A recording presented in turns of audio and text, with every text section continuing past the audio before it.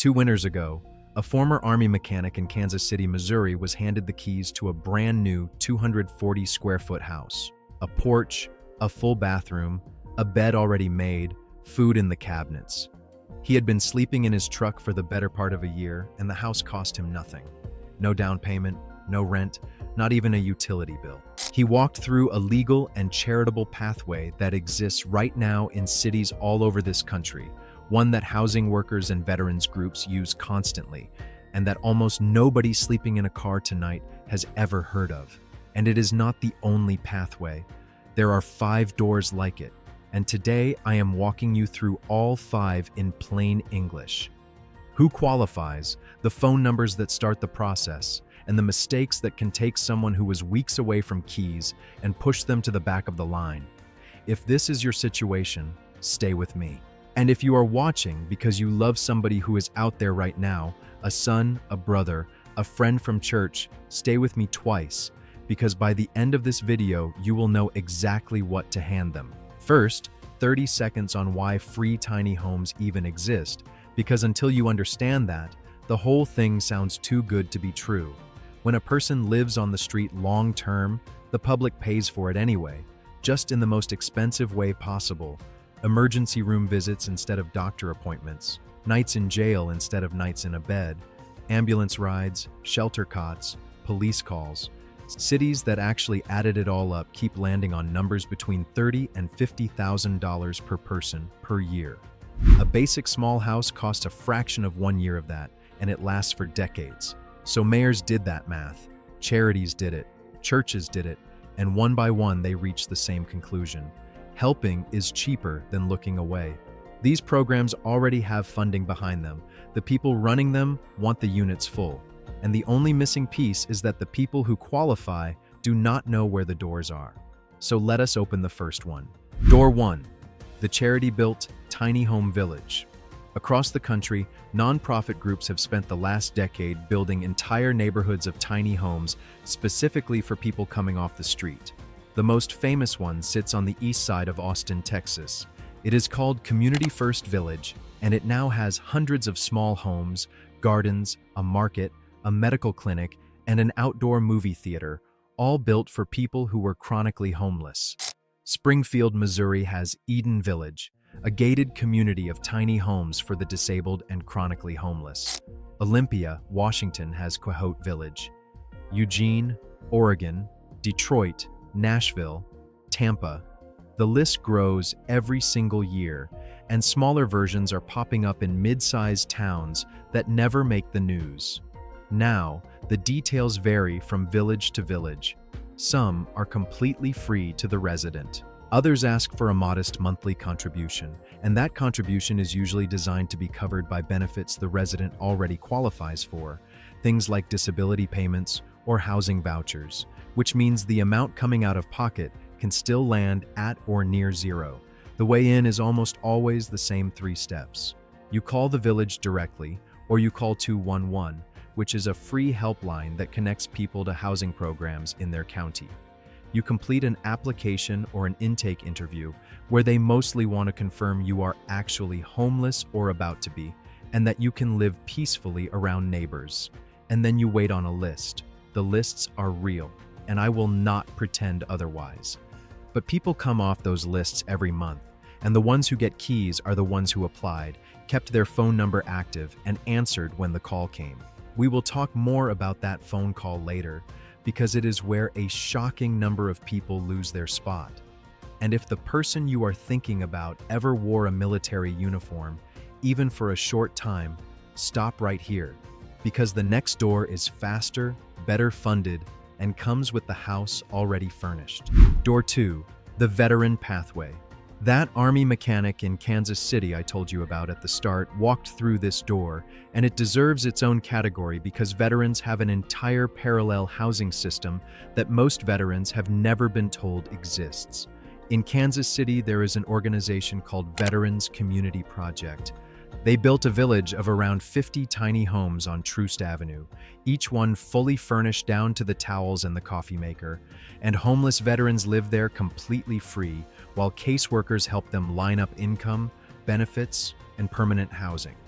No rent, no utility bills, and their definition of veteran is famously generous. They have said yes to people other programs turned away over discharge status, and they are expanding, with villages built or underway in Colorado, Missouri, South Dakota, and beyond. On top of that, the federal government runs a program called HUDVASH, which pairs housing vouchers with VA support, and charities like Tunnels to Towers have been buying and building housing for homeless veterans in multiple states. Now listen closely, because this next part is the key that makes the whole door swing open, and I want every veteran and every veteran's daughter, son, or neighbor to hear it. The key is a single sheet of paper, the DD-214, the discharge document every service member receives. That one document proves veteran status and unlocks the entire system. And if it was lost decades ago in a move or a divorce or a house fire, it can be requested again from the National Archives for free. A librarian can help you do it in 20 minutes, and county veteran service officers, who work in nearly every county in America, will do it for you and then walk you through every program you qualify for, also for free. A veteran sleeping outside tonight is very often one document and 2 phone calls away from a warm, furnished home and simply does not know it. Now, the third door does not require a uniform, a wait list in a big city, or anything else you might expect. It requires something small towns have on nearly every block: a church with spare land. Door 3, the church land door. Drive through any town in America and you will pass churches sitting on big grassy lots that are empty 6 days a week. For years, congregations wanted to put small homes on that land for people in need, and zoning laws stopped them. That is now changing, state by state. Minnesota passed a law in 2023 that specifically allows faith communities to host clusters of tiny homes called sacred communities right on their own property, and an organization there called Settled has been building them, small solid houses where a formerly homeless person lives as part of the church's extended family. California passed laws making it dramatically easier for churches to build housing on their land. Similar efforts are moving in Washington State, Texas, and elsewhere, and even where no special law exists, plenty of churches quietly host a camper, a small cabin, or a converted outbuilding for someone the congregation has taken under its wing. What I love about this door is that it works in both directions. If you are the person in need, you do not have to be a member, and in many cases, you do not even have to share the faith. You simply show up, ask to speak with the pastor or the deacons, explain your situation honestly, and ask whether the church has or knows of any housing help. Churches talk to each other. One honest conversation in a church office has a way of turning into a phone number, which turns into a room, which turns into a small home. And if you are watching this from the other side, if you sit in a pew every Sunday next to an empty lawn, you are potentially somebody's door number 3, and the organizations I just named will help your congregation do it legally and safely.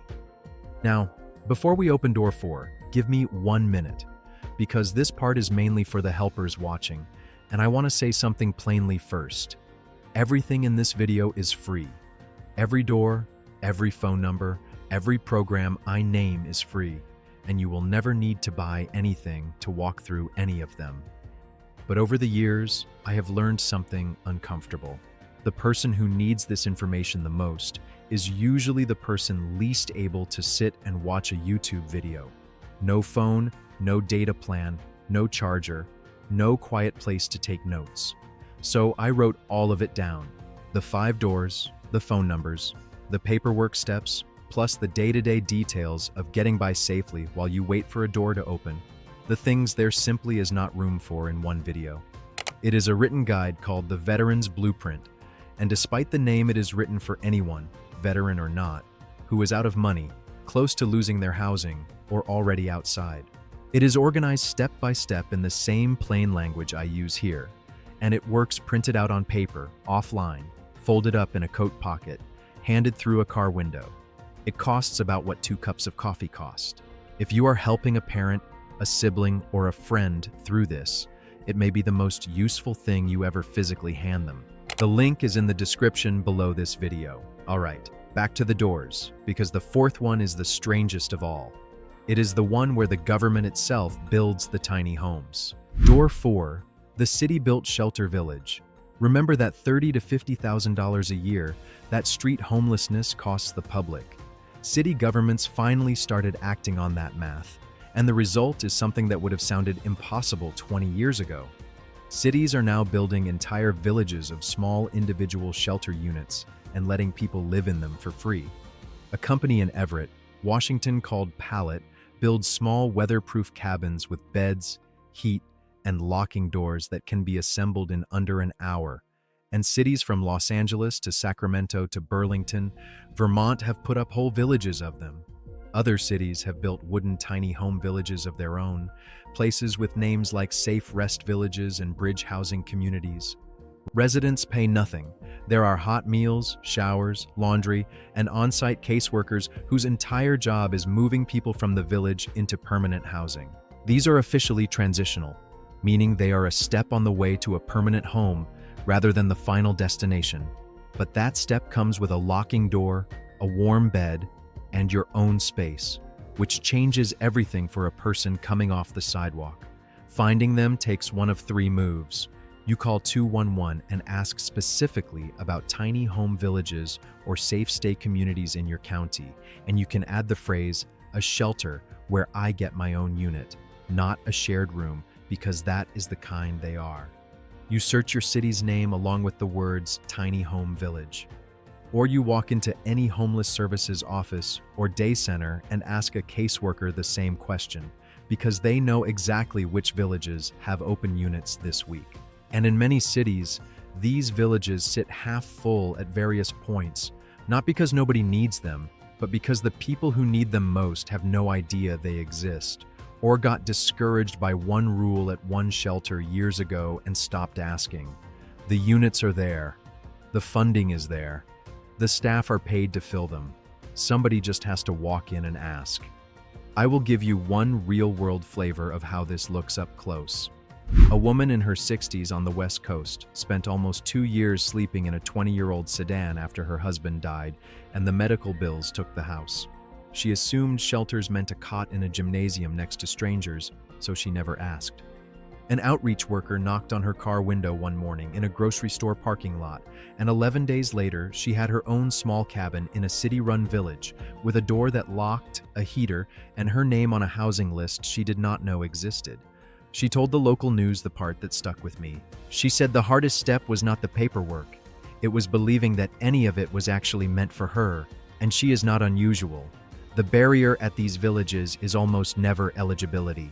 The barrier is that the people who qualify have stopped asking. Which brings us to the final door, and I saved it for last on purpose, because it is the one that makes every other door in this video actually open. Door 5, the paperwork door. If you saw my video on abandoned vans, you remember the bonded title, the process that turns a vehicle with no paperwork back into a legal one. This is its twin, because just like a van with no title, a person with no documents is stuck no matter how many programs exist. Nearly every door I have shown you today eventually asks for the same short stack of paper. A photo ID, a social security card, a birth certificate. For veterans, that DD-214, and sometimes a simple letter, often from a shelter or outreach worker, verifying that you are homeless. People hear that list and give up, because when you have lost everything, you have usually lost your papers too. Do not give up, because there is an entire quiet machinery for rebuilding a person's paperwork from zero, and almost all of it is free. Birth certificates can be ordered from the Vital Records office in the state where you were born, and homeless service agencies routinely pay the small fee. Social Security cards can be replaced at no cost at any Social Security office. Most states have a fee waiver or a reduced fee ID program for people experiencing homelessness, and caseworkers know how to use them. If you have no address for the mail, every post office in America offers something called general delivery, where mail is held at the counter in your name for free, and public libraries offer free computers, printing help, and staff who genuinely will not judge you. Then comes the master move, the one phone call that ties this entire video together. You call 211, or you walk into a homeless services office and you ask for a coordinated entry assessment. That is the official intake interview used across the country, and it places you into the actual system that all of these villages, voucher programs, and housing agencies pull from when a unit opens up. Being in that system, with working documents and a reachable phone number, is the difference between waiting for years and getting the call in months. It is the closest thing this world has to a bonded title for a human being. Your paperwork gets rebuilt, your name gets in the system, and one day the phone rings with an address on the other end. So those are the 5 doors. Now give me a few more minutes for the mistakes, because this is the part that will save some of you months of waiting and possibly every dollar you have left. Mistake number 1, and it is the cruelest one out there. You never ever pay an upfront fee for free or low-income housing. There are predators who target desperate people with application fees, deposit fees, and waiting list fees for programs that do not exist. Real tiny home villages, real veteran programs, and real city shelters do not charge you money to apply, and neither does anything I have shown you today. Every door, every hotline, every assessment in this video is free. The moment somebody asks for cash, a gift card, or a wire transfer to hold your spot in housing, you are talking to a thief, and you walk away. Mistake number 2, taking shelter the illegal way. An empty house or a patch of private woods can look like a solution at 2 in the morning, but trespassing and squatting charges follow you into every housing application you file afterward, and a criminal record is one of the few things that genuinely slows this process down. Every door in this video works because it is legal and documented. Stay on the legal side even when it is slower, because the legal side is the one that ends with keys. Mistake number 3, becoming unreachable. Waitlists in this system do not send search parties. When your name comes up, they call or they mail, and if there is no answer, many programs simply move to the next name.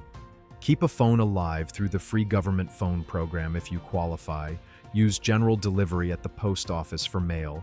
Check in with your caseworker every few weeks, and update every program the moment your number changes. More housing offers die from a disconnected phone than from any shortage of homes. And mistake number 4, holding out for the perfect option. Some people turn down a transitional village unit because it is not the permanent tiny home they pictured, and that refusal can sit in their file. The people who end up in the permanent homes almost always got there by taking the imperfect step first, because once you are inside the system, warm, rested, and working with a caseworker, every other door opens faster. Say yes to the step in front of you. So let me leave you with this. Somewhere in your county tonight, there is a small house with a locking door and nobody sleeping in it yet, built and paid for on the simple math that helping a person costs less than stepping over them. The doors into it are real, and the whole system answers to one 3-digit phone number. If this is your situation, call 211 tomorrow morning and ask for a coordinated entry assessment. If it is someone you love, sit beside them while they dial, because the hardest part, as that woman in the sedan found out, is believing it was meant for you. Then hit subscribe, because next week I am covering how people live completely rent-free as property caretakers, watching over land, estates, and empty buildings for owners who need somebody there. And once you hear how those arrangements actually work, you will understand why the people who have them never talk about it. See you next week.